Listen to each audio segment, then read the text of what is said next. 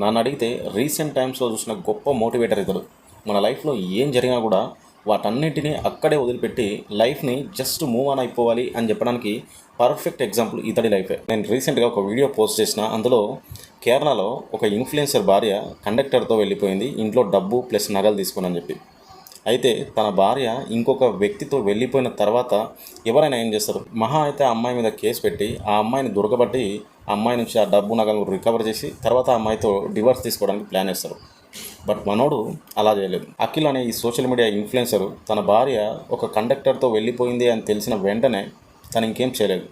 సైలెంట్గా ఇంటికి వెళ్ళిపోయి ఒక 2 days తర్వాత తను మళ్ళీ సోషల్ మీడియాలో వీడియోలు పోస్ట్ చేయడం ప్రారంభించింది.